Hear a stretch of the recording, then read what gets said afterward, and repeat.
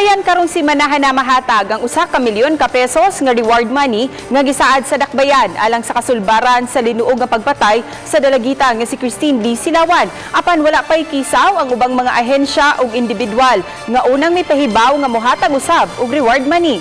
Si Luan Mirundina sa report.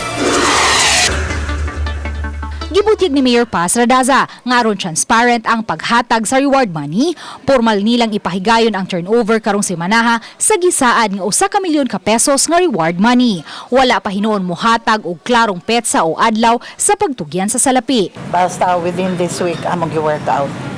But as what I have said, ari yun na sa police sa Lapu-Lapu City. Anyway, it's up to them. Doon na naman sila mga ideas on how to sila na ana. Give honor also to the sa grupo sa mga pulis kay it's a moral booster sa para nila ba nga inana gitagaan ato yung gi-recognize ang effort nila.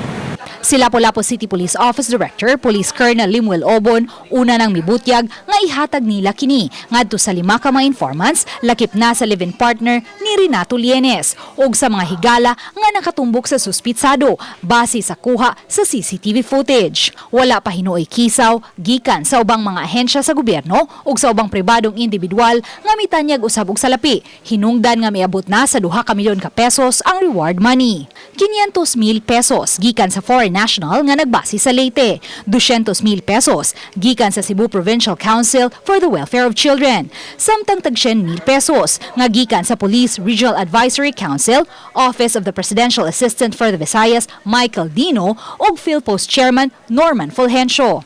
Pero katong 100,000 ang regional director ang nag-candidato. Ang nag-promise nga he will bring it to the Regional Advisory Council. As tantong uban, I think mas dali na to sila ato pahibawon kung nanagit. Og masugdan ng hatag. Sugdan na, oo. Uban ni Renante Quiñones, Luan Mirondina, Balitang Bisda.